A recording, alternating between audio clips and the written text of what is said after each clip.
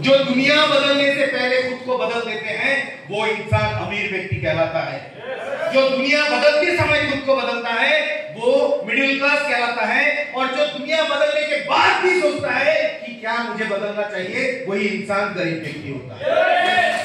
तो हमें सोचना चाहिए कि इस रूपांतरण यात्रा के समय में যখন সারা ভারতবর্ষে একটা অনেক বড় বদলাव চলছে আরসিএম এর মাধ্যমে, আমাদের সেই বছর কি করা উচিত? এখনো কি আরসিএম এর মাধ্যমে আপনারা আমাকে ধাক্কা দিবে তারপরে আমি আরসিএম করব, সেই সময় সেই অবকাশ এখন আছে কি? नो।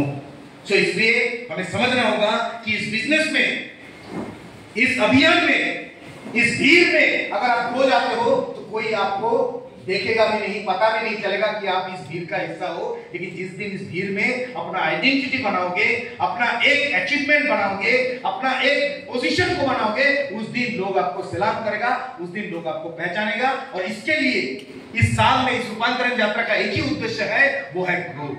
वो क्या है? ग्रोथ। अगर आप लगातार ग्रोथ नहीं कर रहे हो, इसका मतलब है आप रूपांतरण यात्रा को समझा ही नहीं। आप सेवा, स्वास्थ्य और संस्कार के ऊपर काम नहीं कर रहे हो। आप किसी साल के उद्देश्य के ऊपर काम नहीं कर रहे हो। क्यों? क्योंकि आपका लगातार ग्रोथ नहीं हो रहा है। कहावत है, एक ही जगह पे रहना कभी भी डेवलपमेंट नहीं है। अगर आप 6 महीने से ओपनर पे हो, 6 महीने से ईगल पे हो, 6 महीने से रनर पे हो, इसका मतलब आप बिजनेस नहीं कर रहे हो। ये किसी साल का सोच है। इसीलिए हमारा इस रूपांतरण यात्रा का अल्टीमेटली मकसद क्या है? Business growth.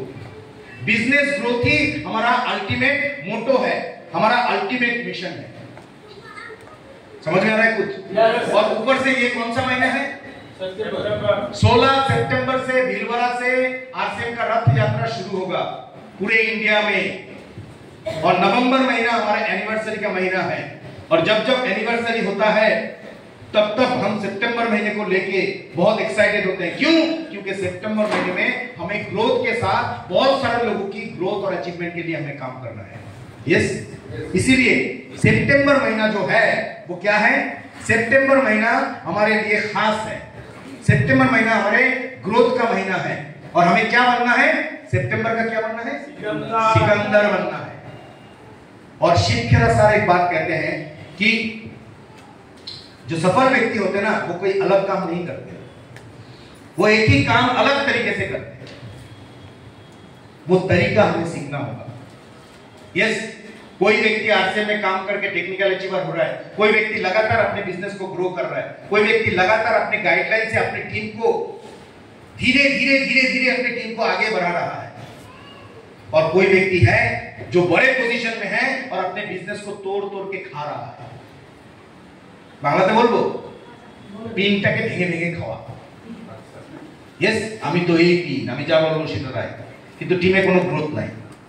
ये सुनो, तो मेरा कहने का मतलब है कि अगर हमें सफल होना है तो हमें आरसीएम छोड़ना नहीं है। हेलो, हमें तरीका को चुनना है, नए तरीका।